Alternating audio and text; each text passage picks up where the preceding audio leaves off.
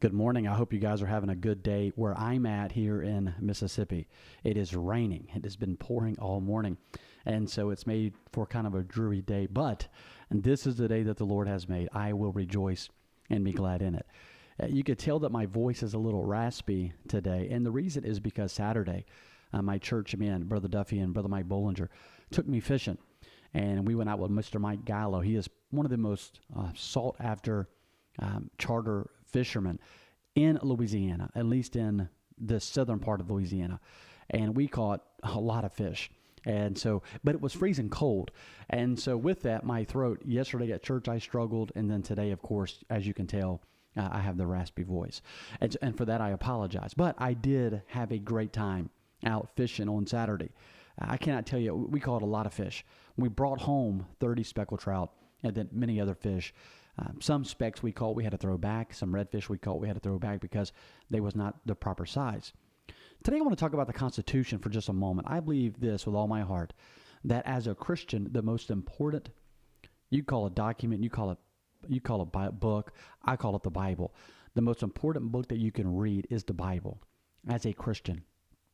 As an American, there are two very important books. Listen, there are thousands of books. There are books written by our founding fathers, about our founding fathers. There are lots of books out there. But the most important book is the Bible. And then the second most important document would be the Constitution. Unfortunately, a lot of Americans have never even read the Constitution. They don't even own a copy of the Constitution. Unfortunately, many Americans have not even read the Bible. They've not even read the Bible. They've never even read the Constitution. Many, unfortunately, don't even attend church anymore, back like they did back in the 70s and 80s.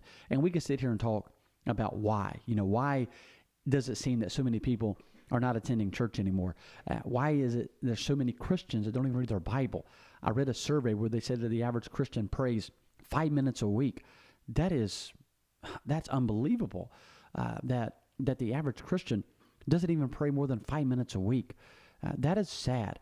One reason why I believe that our nation is in the shape that it is in is because of the Christian not spending time in prayer.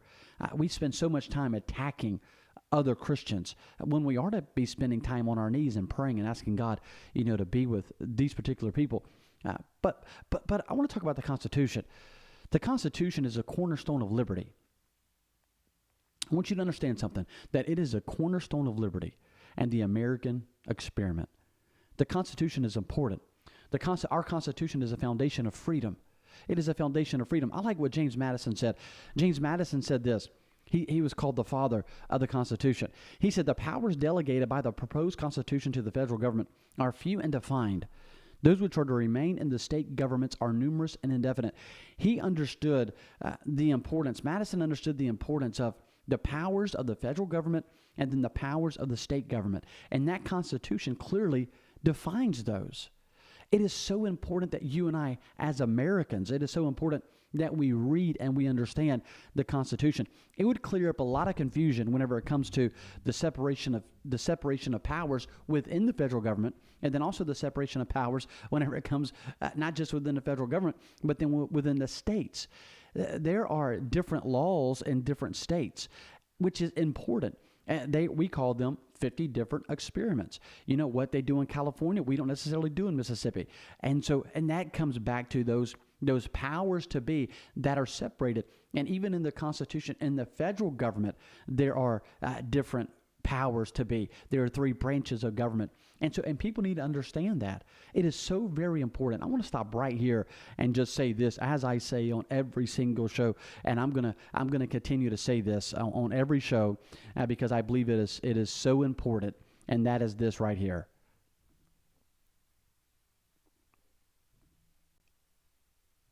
You see that?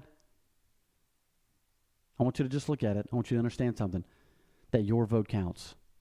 Your vote counts. 100% your vote counts. Unfortunately, so many people don't understand the importance of their vote.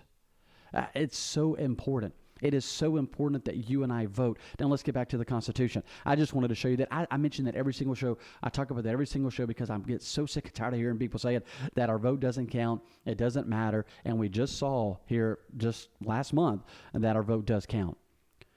I like what Alexander Hamilton said. He said, "Here, sir, the people govern. Here they act by their immediate representatives." And so he's talking about the representatives that we send to D.C. You know, that is how we govern. Here in Mississippi, we have 4 congressmen, 4 representatives. My congressman in the 4th Congressional District is Congressman Mike Ezell, and he represents the 4th Congressional District, which is the lower 11 counties here in Mississippi. And so he's in D.C. representing us. And so if I have a problem, if there is something that I want to see done, or if there is something that I want to see him vote for or vote against, I reach out to him. I can send him a text message or call him on the phone and talk to him and say, "Here, I would like to see you vote this way or that way." We don't always see eye to eye. That's not my point. My point is the Constitution, it is here for a reason. And I like what Hamilton said. He said, "Here, sir, the people govern.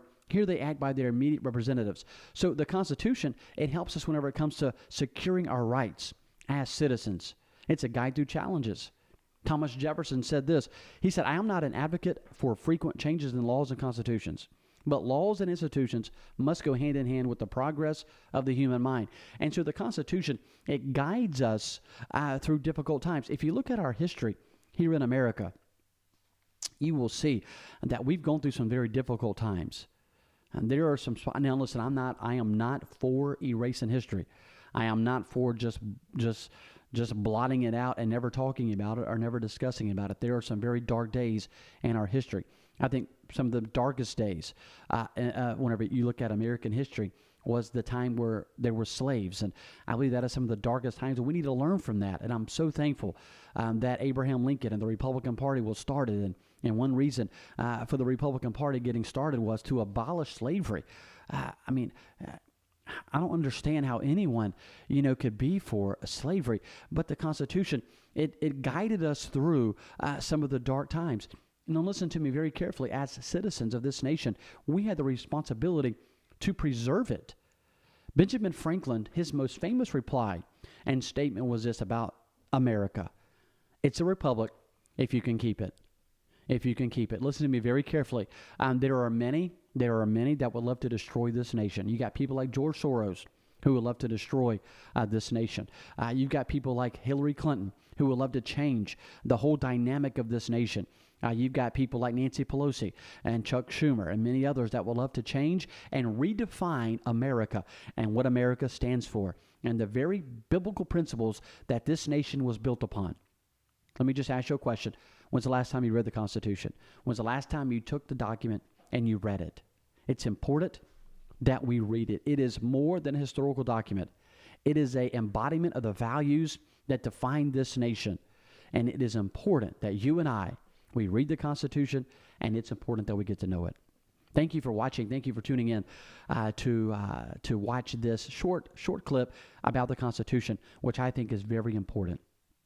I want to encourage you to read the Constitution. I want to encourage you to understand it. I want to encourage you to get your children to read the Constitution. I have 5 children. All 5 of them have read the Constitution. Now, my oldest has read it numerous times. My son David has read it numerous times. My 2 daughters have read it numerous times. Scarlett, she's only read it once, but she's going to read. She's only 8. She's going to read it numerous times. I want them to understand the document that we call the Constitution. Thanks for tuning in. Thanks for watching. God bless you, and may God continue to bless the great United States of America.